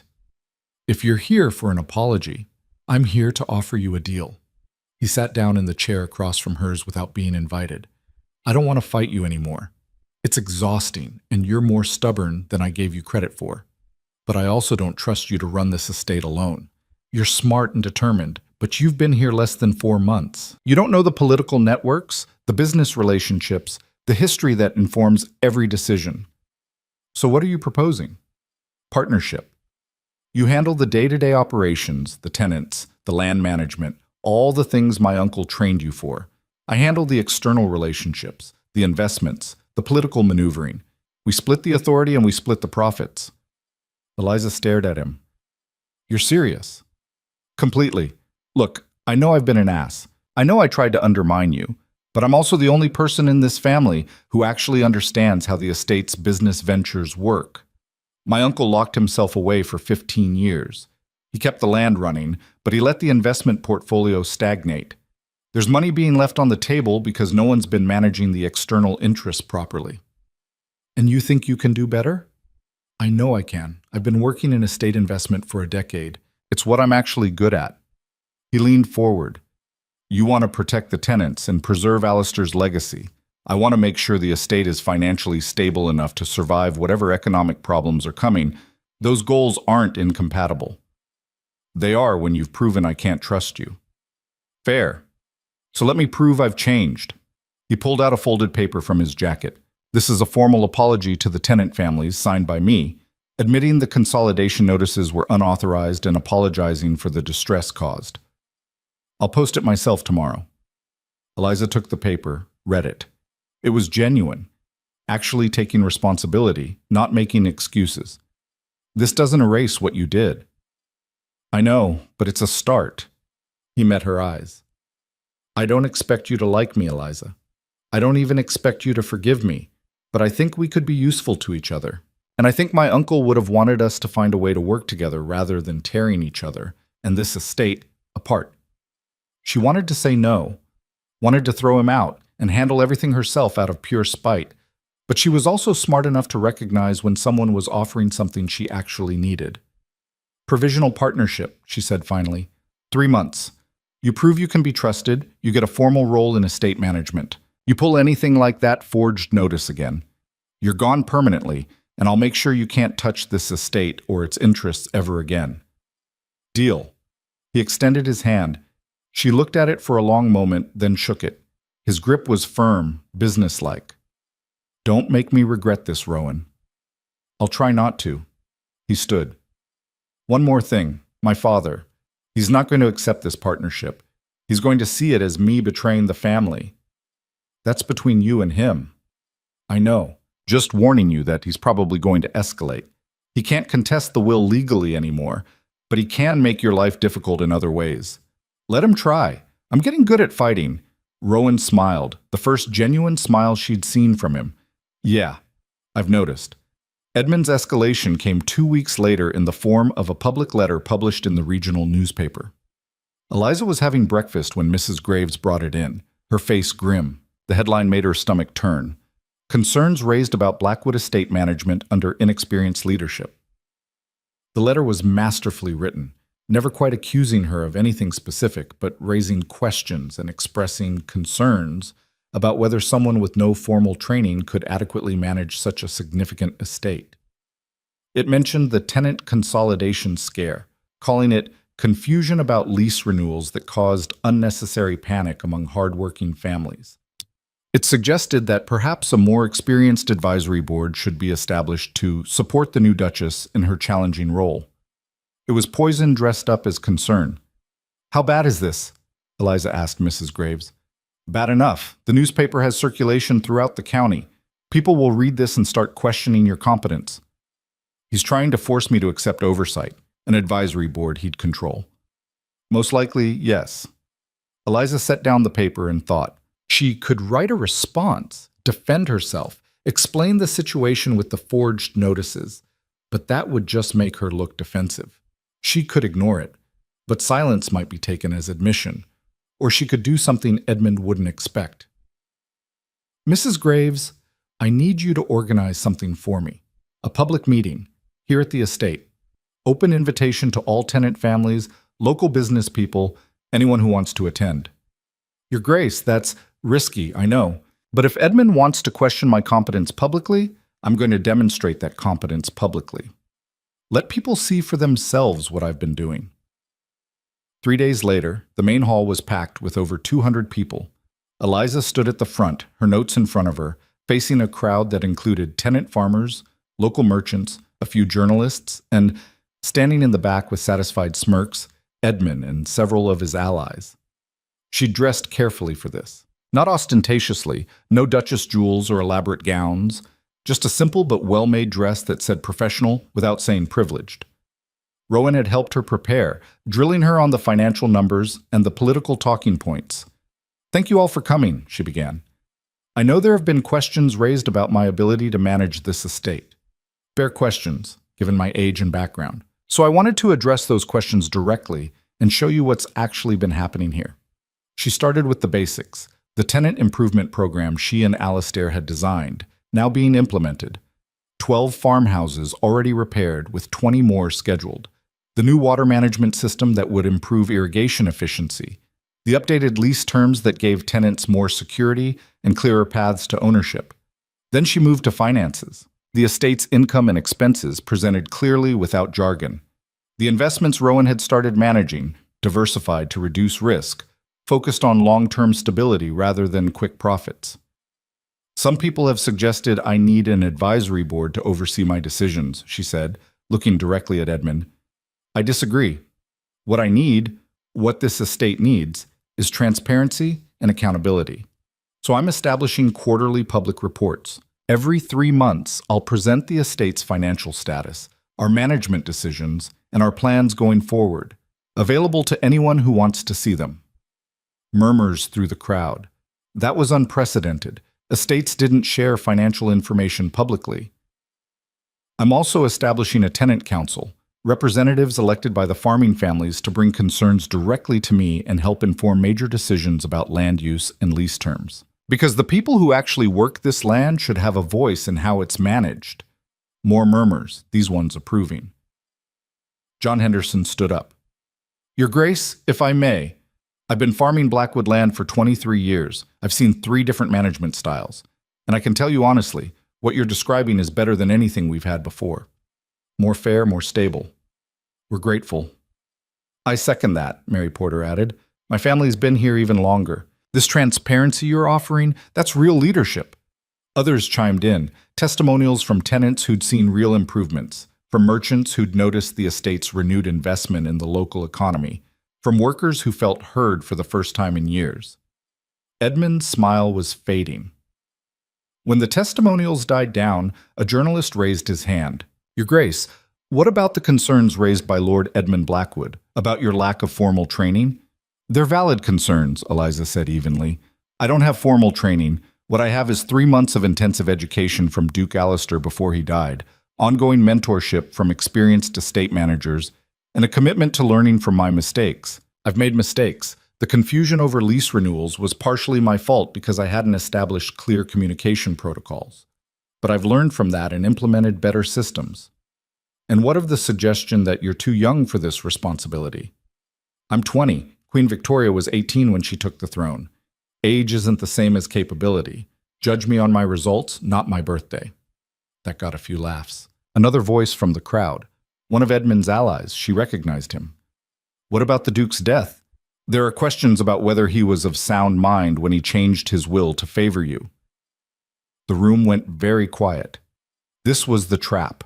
The opening for Edmund to publicly question Alastair's competency, to cast doubt on the entire inheritance. Eliza looked at Edmund, saw the anticipation in his eyes. She could defend Alastair. She could get angry. She could do exactly what Edmund expected. Or she could do something else. Duke Alistair was dying, she said quietly. He was in pain. He was facing his own mortality, and yes, he was on medication that affected his clarity at times. But he was also one of the most brilliant men I've ever met. He spent 15 years managing this estate successfully, even while isolated and grieving. He chose me not because I manipulated him, but because he believed I would protect what he'd built. Whether you think that was a good decision or a terrible one depends on whether you trust his judgment. I trusted it. I still do. She paused, then made a decision. But if there are serious questions about the will's validity, about my right to be here, then let's settle them. Edmund, she looked directly at him. If you want to contest this in court, do it. Formally. Publicly. Let a judge review all the evidence and make a ruling. But stop spreading doubt through newspaper letters and whispered rumors. Either challenge me directly or accept that this is how things are. Edmund's face went carefully blank. He hadn't expected her to call his bluff, because they both knew he couldn't actually take this to court. Not without risking exposure of the contaminated grain scandal. Not without opening himself up to discovery that would reveal things he desperately wanted kept hidden. I have no intention of prolonging family disputes through litigation, Edmund said smoothly. I was merely expressing concern for the estate's welfare. Then express it to me directly instead of to newspapers. My door is open to family. It's always been open. But I won't be undermined publicly by people who refuse to engage with me honestly. The meeting went on for another hour. Questions about specific policies, concerns about individual leases, discussions about future plans. Eliza answered everything as clearly as she could, admitting when she didn't know something but promising to find out. By the time people started leaving, the mood had shifted. She could feel it, the skepticism replaced by cautious respect, the doubt by willingness to give her a chance. Edmund left without speaking to her, but Rowan caught her eye from across the room and nodded approvingly. That night, Hutchins came to her office. That was well done, Your Grace. Thank you. I owe you an apology. When you first arrived, I thought you were exactly what Rowan said, an opportunist taking advantage of a dying man. I was wrong. Eliza looked up from the paperwork she'd been reviewing. You weren't entirely wrong. I did take advantage.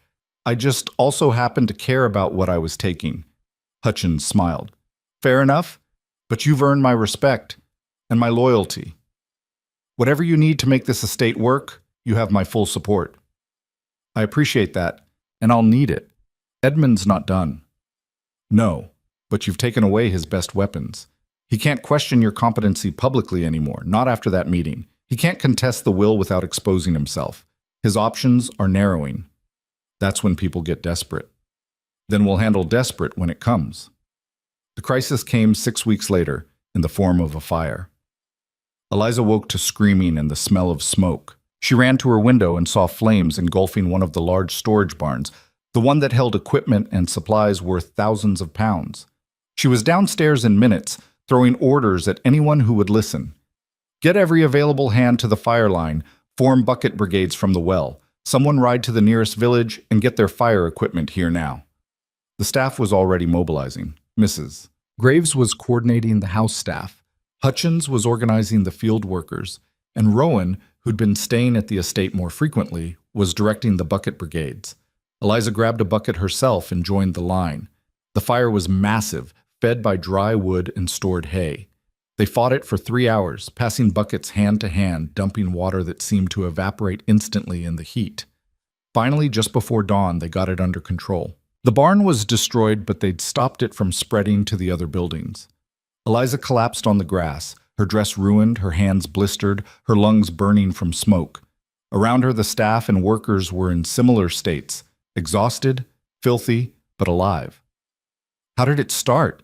She managed to ask Hutchins, who was sitting nearby looking like he'd aged 10 years. Don't know yet, Your Grace, but I'll find out. The answer came that afternoon. Arson. Someone had deliberately set the fire, using accelerant to make sure it spread quickly. And one of the stable boys had seen someone running from the barn just before the flames started. Someone who matched Edmund's driver's description. Eliza sat in her office staring at the investigation report, feeling something cold and hard settle in her chest. Edmund had done this, or ordered it done. He tried to destroy part of her estate, to prove she couldn't protect it, to cost her money and credibility, to create chaos he could exploit. This was past newspaper letters and public questions. This was actual sabotage. She opened her desk drawer and pulled out the leather folder. The documents about the contaminated grain sat inside, damning and undeniable. Rowan knocked and entered without waiting for permission. He looked at the folder, then at her face, and immediately understood. You're going to use it. What choice do I have? He's escalating. The fire could have spread to the tenant cottages. People could have died. I know, but once you release that information, there's no taking it back. My father will be destroyed. His businesses will collapse. Our family name will be permanently stained. That's not my problem. It is, though, because the estate's reputation is tied to the Blackwood name. If you destroy my father publicly, you damage yourself too. Rowan sat down across from her. There's another way. I'm listening.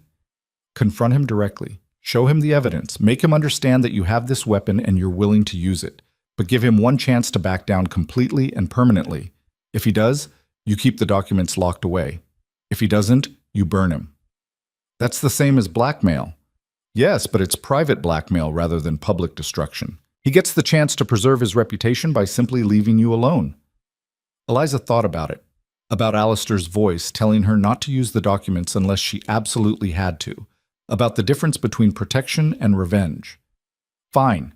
We confront him together, tomorrow, but if he refuses, I'm releasing everything. They found Edmund at his London residence the next day, a townhouse in Mayfair that probably cost more than most people earned in a lifetime. He received them in his study, looking surprised but hiding it quickly behind polished manners. Eliza, Rowan, this is unexpected. We need to talk, Eliza said. About the fire. What fire? The one that destroyed my equipment barn 6 days ago. The one that was deliberately set by someone matching your driver's description. Edmund's expression didn't change. I have no idea what you're talking about. Don't lie to me. We both know you ordered it. She pulled out the leather folder and set it on his desk. And we both know what's in here. Evidence about the contaminated grain that killed Elizabeth. Evidence that would destroy you if it became public. For the first time, Edmund's composure cracked. Where did you get that? From Alistair. He knew everything. He documented everything, and he gave it to me as insurance against exactly this kind of attack. Edmund looked at the folder like it was a snake. What do you want? I want you to stop, completely and permanently. No more newspaper letters, no more sabotage, no more attempts to undermine my authority. You accept that I'm the Duchess, that this estate is mine, and that you have no claim to it. And in exchange, these documents stay locked away. Your reputation stays intact. Your businesses continue. But if I hear that you've taken any action against me or the estate, if there's another fire, another public attack, another anything, I release everything, to the newspapers, to your business partners, to everyone who matters. Do you understand? Edmund stared at her for a long moment. Then he looked at Rowan. And you're part of this? You're helping her threaten your own father? I'm helping prevent a war that would destroy all of us, Rowan said quietly, including you. Take the deal, father. It's better than what you deserve. The silence stretched out. Eliza could hear a clock ticking somewhere, marking seconds that felt like hours. Finally, Edmund nodded. Very well. I'll leave you alone. But know this, Eliza, you've won this battle, but you're still young and inexperienced. Eventually, you'll make a mistake big enough that not even these documents can save you. And when that happens, I'll be waiting. Then you're going to be waiting a very long time. They left without another word. On the carriage ride back to the estate, Rowan was quiet. Finally, he spoke. Thank you. For what? For not destroying him. You could have. You probably should have after what he did, but you gave him a way out. I didn't do it for him. I did it because Alistair asked me not to use those documents unless I had to, and I don't have to. Not anymore. Still, it was merciful. Eliza looked out the window at the countryside rolling past. I'm not interested in mercy. I'm interested in ending this fight so I can actually focus on running the estate. Your father backing down accomplishes that. Destroying him publicly would just create a whole new set of problems. Practical to the end. Someone has to be. The seasons changed. Summer turned to fall, and the estate settled into a rhythm that felt sustainable for the first time since Eliza had arrived. The tenant council proved successful, giving farmers a real voice in decisions and reducing conflicts before they escalated. The transparency reports built trust with the local community. The partnership with Rowan, though sometimes tense, was working. The estate's finances were stable and improving. Edmund kept his word. No more attacks, no more public questions. He stayed in London and focused on his own business ventures, leaving Eliza alone. And slowly, gradually, people stopped seeing her as the young outsider who'd married a dying duke. They started seeing her as the duchess who'd fought for her position and won, who'd earned respect through competence rather than inheritance. On the anniversary of Alistair's death, Eliza visited his grave in the chapel cemetery. The headstone was simple. He'd specified in his will that he didn't want anything ostentatious. She stood there in the autumn sunlight, thinking about everything that had happened in the past year. "I did it," she said quietly to the stone. "I held the estate. I fought off the vultures. I'm still standing." The wind rustled through the trees, carrying leaves in spirals. "I hope you're proud. I hope Elizabeth would have been proud too." She heard footsteps behind her and turned to find Rowan approaching. They developed something that wasn't quite friendship, but wasn't professional distance either. A working relationship built on mutual respect and the shared experience of having survived a war together. "The solicitor just sent word," he said. "The final challenge to the will has been dismissed. Your claim is legally uncontestable now. The estate is officially, permanently yours." Eliza felt something loosen in her chest, a tension she'd been carrying so long she'd forgotten it was there. "It's over then. This part is. There will be other challenges, other fires to put out. Estate management isn't a problem you solve once. It's a responsibility you carry." "I know." She looked back at Alistair's grave. "But I'm ready for it." They walked back to the manor together, talking about the winter planting schedule and a new investment opportunity Rowan had been researching. Practical talk about practical problems, the kind of conversation that would have been impossible a year ago. That evening, Eliza received a letter. The handwriting was unfamiliar, careful, educated, uncertain. She opened it and found it was from Sarah, her sister. The brilliant one who'd wanted to study medicine but hadn't had the means. The letter was short and filled with barely contained excitement. Sarah had been accepted to a medical program, a real one, at a real university, fully funded by the scholarship Alistair had established before he died, the one Eliza had protected by fighting for the estate. "I can't believe this is real," Sarah wrote. "I've dreamed about this for so long I'd forgotten it was possible. Thank you, Eliza, for whatever you did, whatever you sacrificed to make this happen. I know it cost you. I hope it was worth it." Eliza read the letter 3 times, then carefully folded it and put it in her desk drawer next to the leather folder that held Edmund's secrets. Was it worth it? Selling herself into a marriage with a dying stranger, fighting a war for an estate she'd never wanted, sacrificing any chance at a normal life? She thought about Sarah, about to embark on the medical career she'd always dreamed of, about Margaret and Henry, secure and educated, about the tenant families whose lives were better because she'd fought to protect their leases, about the estate itself, thriving now, sustainable, actually living up to the legacy Alistair had wanted to preserve. Yeah, it was worth it. 6 months later, on a cold winter morning, Eliza stood in the estate office, reviewing applications for a new position she'd created, estate sustainability coordinator, focused on implementing modern agricultural techniques while preserving traditional practices. Rowan was there, arguing with her about one of the investment options he was proposing. They developed a pattern. He'd push for financial optimization, she'd push back about tenant impact. They'd compromise somewhere in the middle that usually worked better than either extreme. "You're being stubborn," he said. "I'm being practical. That investment requires cutting wages by 15%. Find another option." "There isn't another option that gives us the same returns." "Then we accept lower returns.